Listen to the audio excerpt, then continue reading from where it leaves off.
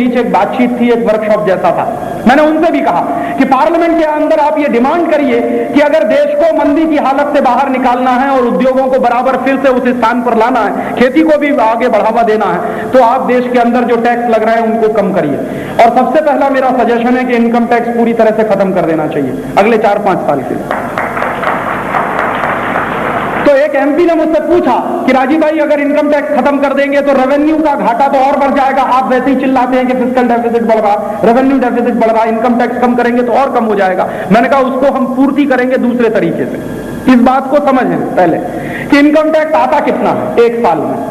तो सरकार के आंकड़े बताते हैं कि कुछ 25,000 करोड़ का आता, लेकिन इस 25,000 करोड़ के इनकम टैक्स में 15,000 करोड़ का इनकम टैक्स सरकारी कंपनियों का है। BHEL का है, सेंट्रल इलेक्ट्रॉनिक्स लिमिटेड का है, NTPC का है, NHPC का है, मान जो पब्लिक सेक्टर के कारखाने हैं उनका 15,000 करोड़ का है लगभग। तो मतलब क्या है इसका? सरकार एक जेब से पैसा निकाल रही है, दूसरी जेब में डाल रही है। ये तो पूरी बेवकूफी है। और ये 15,000 करोड़ का आप सरकारी कंपनियों से वसूल रहे हैं, तो इसमें आपकी ताकत क्या है? इसमें आपकी वाहवाही क्या है? इनकम टैक्स डिपार्टमेंट अगर 25,000 करोड़ में से 15,000 करोड़ सरकारी कंपनियों से वसूल रहा है, तो इसमें इनकम टैक्स डिपार्टमेंट की प्रशंसा की बात कहां से आती है? तो ये 15,000 करोड़ तो आपको एक दूसरे तरीके से भी मिल सकता है। जो सरकारी कंपनियां आपको चाहेंगे तो दूसरे तरीके से भी दे देंगी। प्रश्न है कि 10,000 करोड़ का आपका प्राइवेट कलेक्शन है इनकम टैक्स का सारे देश में, और ये 10,000 करोड़ का प्राइवेट कलेक्शन करने में भारत सरकार का खर्च कितना होता, डायरेक्ट और इनडायरेक्ट? तो लगभग 3,000 करोड़ रुपया। तो 3,000 करोड़ खर्चा करके 10,000 करोड़ इकट्ठा करते हैं। नेट इनकम कितनी है? 7,000 करोड़ की। तो ये 7,000 करोड़ की नेट इनकम को हम सब्सिडी क्यों नहीं कर दें? हम मान लें कि 7,000 करोड़ की सब्सिडी दे दी, 20-22,000 करोड़ की सब्सिडी है, वो 27-28,000 करोड़ की हो जाएगी, 30,000 करोड़ की हो जाएगी। लेकिन फायदा क्या होगा? फायदा उसका ये होगा कि जब 7,000 करोड़ का इनकम टैक्स इकट्ठा होता है एक साल में नेट रूप से, तो 1.5 लाख करोड़ का ब्लैक मनी जनरेट होता है मार्केट में। क्या बेवकूफी है? 1.5 लाख करोड़ का ब्लैक मनी पैदा कराते हैं 7,000 करोड़ इकट्ठा करने के लिए। तो ये 7,000 करोड़ इकट्ठा ही ना करें, माने इनकम टैक्स डिपार्टमेंट ही बंद हो जाए और इनकम टैक्स का कानून ही खत्म हो जाए, तो क्या होगा? 1.5 लाख करोड़ का ब्लैक मनी व्हाइट मनी हो जाएगा। मनी मनी होता है, ब्लैक एंड व्हाइट नहीं होता कभी। हाँ, मनी मनी है, वो ब्लैक एंड व्हाइट नहीं होता। आपने कानून बना दिया तो कुछ मनी ब्लैक हो गया, कुछ मनी व्हाइट हो गया। वो कानून वापस ले लीजिए, सारा मनी व्हाइट हो जाएगा, ब्लैक रहेगा नहीं।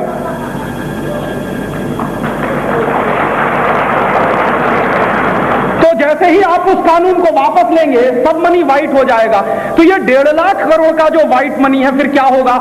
मार्केट में आएगा, सर्कुलेशन में आएगा। और 1.5 लाख करोड़ रुपए अगर हमारे मार्केट में आ जाए, सर्कुलेशन में आ जाए, तो मंदी तो एक साल में दूर हो जाएगी। आप इस बात को ऐसे समझिए, मान लीजिए आपके पास 1 करोड़ रुपया, या आपके किसी दोस्त के पास 1 करोड़ रुपया, आप क्या करेंगे? उसका चाटेंगे थोड़ी शहद लगा। जो 1 करोड़ रुपया है आप मार्केट में इन्वेस्ट करेंगे, या तो धंधे में लगाएंगे, या तो कारखाना चलाएंगे, या तो दुकान खोलेंगे, या तो व्यापार चलाएंगे, कुछ ना कुछ करेंगे। और कुछ नहीं करेंगे तो 1 करोड़ रुपया सेविंग्स में तो रखेंगे, और वो सेविंग से भी मार्केट में आ सकता है। मतलब कहने का यह है कि जो भी ब्लॉक मनी है वो सब मार्केट में आएगा, सर्कुलेशन में आएगा। और 1.5 लाख करोड़ का अगर ब्लैक मनी मार्केट में आता है, सर्कुलेशन में आता है एक साल के अंदर, तो 5 साल में जानते हैं कितना आएगा? 7-7.5 लाख करोड़ का। और ये तो कितना होता है? भारत सरकार के रेवेन्यू कलेक्शन के 7 साल के बराबर है, इतना पैसा है। तो फिर हमको जरूरत क्या है विदेशों से कर्ज मांगने की, कटोरा लेके भीख मांगने की? बस तकलीफ इतनी होगी हमको कि हमारे देश के 3,200 इनकम टैक्स के ऑफिसर बेरोजगार हो जाएंगे, बस इतना ही तो है। इससे ज्यादा क्या तकलीफ होने वाली है? और उनके लिए भी काम है मेरे पास। ये जो 3,200 इनकम टैक्स ऑफिसर बेकार हो जाएंगे, इनको एक एक जोड़ी हल देंगे, खेत में जोतेंगे, अपनी रोजी रोटी चलाएंगे।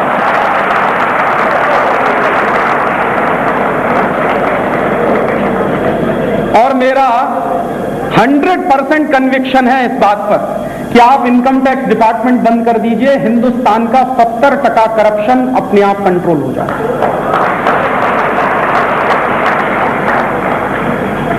70% करप्शन इस देश में इनकम टैक्स एक्ट के कारण है। तो करप्शन कम हो जाएगा आपके देश में, और करप्शन कम होगा तो लीगल मनी आपके पास सबसे ज्यादा होगा मार्केट में, एक बात। दूसरी बात एक और फायदे की होगी कि अगर ये इनकम टैक्स डिपार्टमेंट बंद हो जाए और ये कानून ही खत्म हो जाए, तो हमारे देश में ब्रेन है टॉप क्वालिटी का, जिनको हम चार्टर्ड अकाउंटेंट्स कहते हैं, इस सबको मुक्ति मिल जाएगी।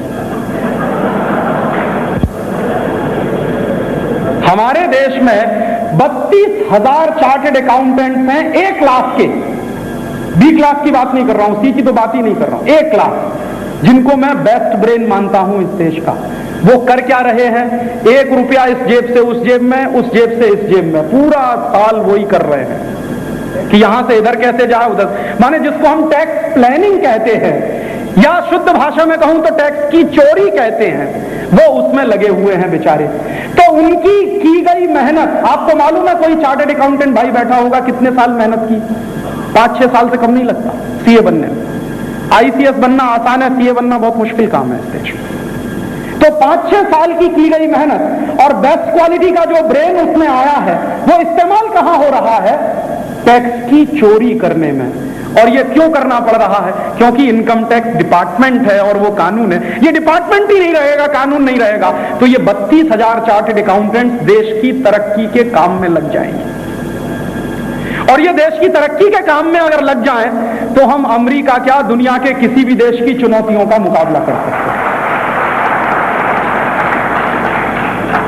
तो मेरा मानना यह है कि इनकम टैक्स खत्म कर देना चाहिए अगर हम चाहें इस देश को बाहर निकालना मंदी से, और इनकम टैक्स पूरा खत्म कर देना चाहिए। इसी तरह से सेंट्रल एक्साइज और जो सेल्स टैक्स या जो और दूसरे टैक्सेस हैं, इनको सारे टैक्स के नेटवर्क को इतना सरल बना दिया जाए कि एक साथ 10-15% का टैक्स ले लो एक बार, उसके बाद छुट्टी। मान लीजिए कोई सामान पैदा हुआ किसी कारखाने में, और ये कारखाने में पैदा हुआ सामान, इस पर आप चाहो तो एक ही बार में, एक ही झटके में 20% टैक्स लगा दो, 25% लगा दो, उसके बाद छुट्टी, कहीं कोई टैक्स नहीं लगेगा।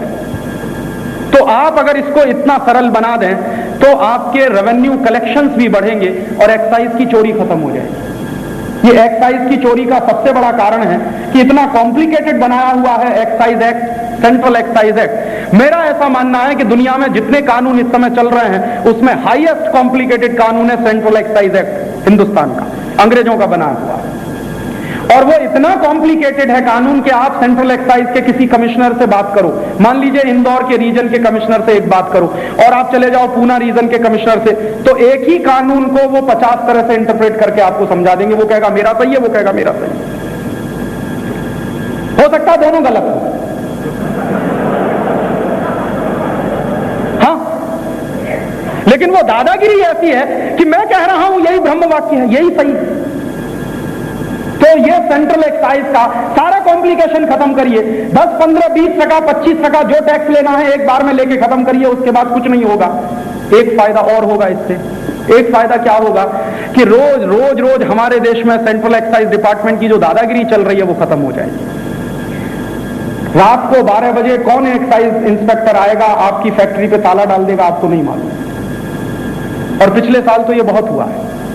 पिछले साल सेंट्रल एक्साइज के रेवेन्यू कलेक्शन में जब कमी आई और चिदंबरम ने यह महसूस किया कि मेरा दिया गया बजट पूरी तरह से फेल हो रहा, तो चिदंबरम ने एक नोटिफिकेशन किया एक्साइज डिपार्टमेंट के ऑफिसर्स को कि बाई हुक और बाई क्रुक तुमको टैक्स वसूल करना।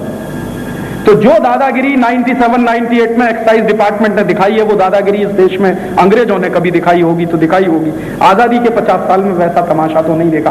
मैंने मेरी आंखों से देखा बंबई में, मैं मेरे एक दोस्त के घर में सोया हुआ था, उसकी एक फैक्ट्री वो चलाता है। रात के 1 बजे एक्साइज डिपार्टमेंट के लोग आए, उसको जगा दिया, कहने लगे चलो फैक्ट्री। वो फैक्ट्री गया, कहने लगे कागजात दिखाओ। सारे कागजात उसने दिखाए, एक भी कहीं कोई चोरी नहीं पकड़ी गई, सारे कागजात उसके बराबर थे।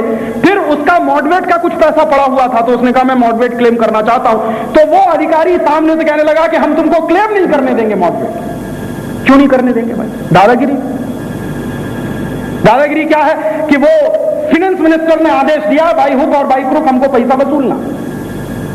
तो मैं सोचने लगा और हतप्रभ हो गया कि बंबई में लोग मानते हैं कि गुंडा टैक्स वसूला जाता है।